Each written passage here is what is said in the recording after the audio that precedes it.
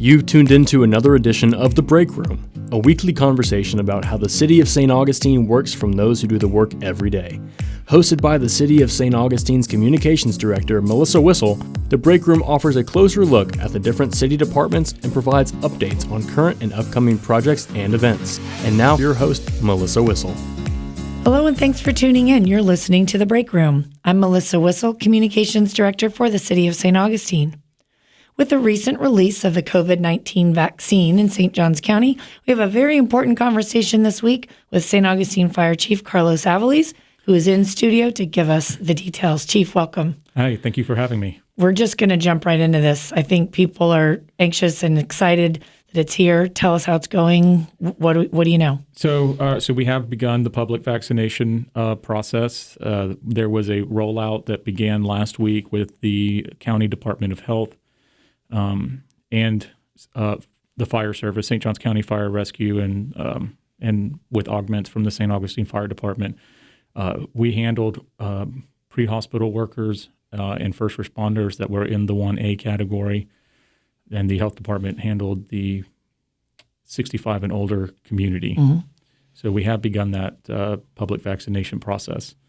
And we've had a transition now. It was nationwide. This was a rollout hiccup. I mean, you heard it. We've all heard it. It's been a hard rollout. It has been. I mean, so this vaccine was developed at an unbelievably quick speed.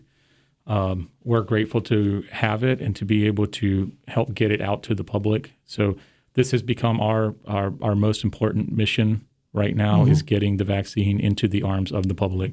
You know, the health department did a great job. They worked through the New Year's break and on holidays to ensure that they were doing public vaccinations.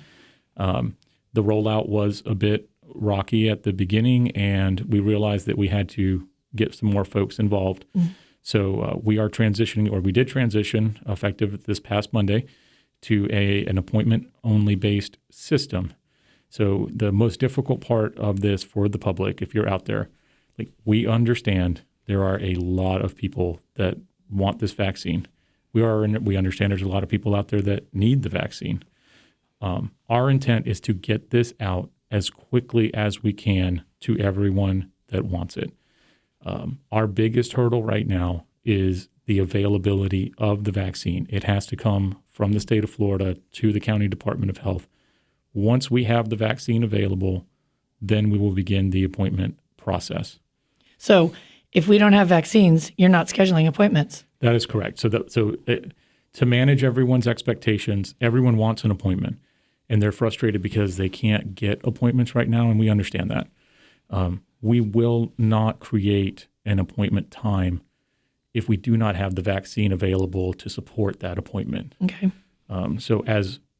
That's critical. Right, it is. So as we receive vaccines from the state, we inventory everything, understand how many we have to give out. Our number one priority is getting them out as quickly as possible. So we will open up those appointment blocks. You schedule. If you have a confirmed appointment, then you have a dose of the vaccine available to you. That's actually, quite frankly, very smart. Why would you want to schedule 1,000 appointments if you only have 500 pieces of vaccine to hand out? Correct. You can't meet the expectation for those other people who don't actually have the vaccine to be administered. And the other really important part of this, and again, we just need the general public to understand the gravity and the magnitude of the mission that we're trying to accomplish here. I get that there's a percentage of the folks out there that loved the first come, first serve process, right. Okay? And they wish that we were still doing it that way. You need to understand that this has to be rolled out in a manageable and safe way. This vaccine requires a lot of prep work. It has to be handled in a specific way. It's very delicate. And refrigeration? Correct, yes. There's refrigeration involved. The vaccine has to thaw for at least an hour before we can administer it. We have a team of people that do nothing but monitor the temperature of the vaccine to ensure that it's within the FDA guidelines, to be able to administer it. So the issue with the first come, first serve basis is, those folks did not get follow-up appointments, and we're working to clean that up. If you come through the new appointment site for your first dose of the vaccine, you will leave with a scheduled appointment for your second. The other issue is, from a safety perspective, we were not comfortable as leaders with our most vulnerable population sitting in line and waiting overnight or 10 or 11 hours in their car without restrooms. That's not safe either. It's not safe either, right? So we want to be able to provide the best possible experience for folks. You're not going to be, in a massive room crowded with a bunch of people. It will be by appointment. It will be very organized, and we have a high degree of confidence in how we're going to be able to roll this out. And you have administered in this new protocol successfully. Yes. So Monday was the first day of the rollout. We had 200 files of the initial batch left over. Those folks were people that were turned away from the Department of Health previously, and we had contact information for them. So part of this initial phase is we are still trying. There's a bit of a cleanup that needs to happen on our end. There's a ton of information, appointments, things that people had gotten from the Department of Health that they weren't able to fulfill theirs. So because they were already registered, we're trying to scrub that list and go through it first. But we did. We had 200 vials of the vaccine available by appointment only on Monday. At the peak surge in the morning, we were able to get through 72 people in the first hour. Great. Which is double the capacity that we had designed the system to do. So we know that the system can be stressed. The other important thing to note is that as the vaccine becomes available for the next 3 weeks, we will only be doing vaccinations on Mondays, Wednesdays, and Fridays. Okay. We need the public to understand the reason that we are doing that now is because this vaccine requires a second dose. And in order to be able to do the second dose 28 days later, if you are getting the Moderna vaccine, which is what has become readily available to the public, we need to be able to build in what that second shot looks like. If we do vaccinations every day, then 28 days from now, we'll have one of two options. We either vaccinate the same people over again, and you're going to be waiting 2 months to get your vaccine. Right. Or we have to figure out a way to double the output. And without a steady flow from the state of designated vaccines, the best thing to do right now is to, for the next 3 weeks, operate Monday, Wednesday, Friday. After the 25th of this month, we'll begin vaccinations for those that received it on the first round and be able to operate 6 days a week. So that is the method by which we're able to double output at that point. And that'll be on Tuesday, Thursday, Saturday. Correct. If you're just now tuning in, you are listening to The Break Room. I'm Melissa Whistle, Communications Director for the City of St. Augustine. Today we are talking with Fire Chief Carlos Aviles and the current protocols and process for the COVID-19 vaccine distribution. So looking now, how are we doing? How's it looking? Are you getting feedback from the people that are there? So the people that have gone through the new site are absolutely thrilled, but they're a very small percentage of the population. I think the large part of this is going to have to just be tempering people's expectations. If you're out there and you want the vaccine, we will not stop until you get it. We are here for you until this mission is complete. But the reality of it is that there is a limitation. So far, the state of Florida has rolled out approximately 850,000 doses of the vaccine. That's as of this past Monday.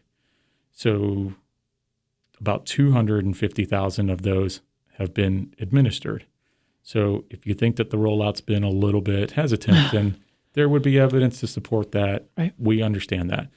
The county here has received 3,000 doses in the initial batch. All 3,000 of those have been administered. If we have gotten it, we have given it out. The county is moving. This area is moving to distribute the vaccine as quickly as possible. We are not sitting on additional supplies of it at this time. And we have over 250,000 St. Johns County residents? Yep. So we're looking at, about 270,000. We have about 57,000 residents, ballpark, within this community that are over the age of 65. So, just realistically, we would be looking at, let's say, a high percentage of those, let's say 45,000 out of the 57,000 seniors elect to go through the vaccination process. Well, that's 45,000 times 2 shots. We're talking about administering 90,000 doses of this vaccine. Right. This is a very labor-intensive and long process. Like, we are in the vaccination business, for months to come, and there are not a flood of outside resources in the county doing this. This is primarily being handled by your emergency services. We've got great support from our staff at the St. Johns County Emergency Operations Center. They're the group. There's a call center that's there. They're the ones handling scheduling. They're the ones that have created the text alert, which we'll talk about in a second. Yep. And then the fire service is the one that's physically doing the vaccination. Right. So there's a lot of components to this. The health department is supporting us now. So their job is to advocate to get as much of the vaccine here in the county as we can, and then they're handling all the data entry and putting the information into the Florida Shot system. It's a major undertaking. It's a huge mission. There, any way that you slice it, this is an absolutely massive mission that we've been asked to pick up. I think one of the things you're talking about with managing expectation, I think what's most important is for people to realize there are only appointments available for the number of vaccines that we have in our possession. That's correct. So let's talk about how you get an appointment. How do you get an appointment? All right. So the best way to get an appointment, appointments will be made online or over the phone, but only when the appointment slots open up. So if you're out there wondering how to get a vaccine, you simply register through our brand new Nixle. It is SJC Vaccines. That's SJCVACCINE. You text that in your text block to the number 888-777. Again, St. John's SJC Vaccine to 888-777. You will automatically be enrolled in that text alert system. As vaccines become available, the text alert system will push out a mass notification that tells you that appointments are available for this week. And then once you do that, there will be a link that you could hit to go on to Eventbrite to register for your appointment. You can register up to 2 people in one household per appointment block. And if you don't have access to internet or you're not comfortable doing it online, there's also a phone number that you can call. It is 904-295-3711. That's 904-295-3711. And they will make a reservation for you over the phone. And on the city's website, we're going to have a landing page that has this information, and also the county website, which is sjcfl.us/coronavirus vaccinations. So if you just go in and Google St. Johns County vaccine, the information is going to come up. And we are taking into account that not everyone wants to have to do this on their phone or their mobile devices. Correct. So good news that there is a phone number. Yep. One more time, that's 904-295-3711. Anything else? I know we've talked a little bit about some funny myths and things that are out there. We can't help but look at social media to get our information, but there's some of it you just need to not listen to. So, the reality of it is finding credible information somewhere seems to be difficult at times, but finding bad information is always at your fingertips. Mm-hmm. So really screen where you're getting your information from. If you're one of these folks out there that is just 100% opposed to the vaccine, more power to you. My job's not to come here and persuade you to get it. The vaccine has been proven right now to be safe to take. It's had a high efficacy rate. There's really not a whole lot in the vaccine, to be honest with you. We joke around at the fire station that you should be more concerned about what's in the Chuck E. Cheese ball pit than you should be about what's in the vaccine. But if you're apprehensive about taking it, then wait. There's nothing wrong with that. There's plenty of people that are waiting in line to be able to get the vaccine now.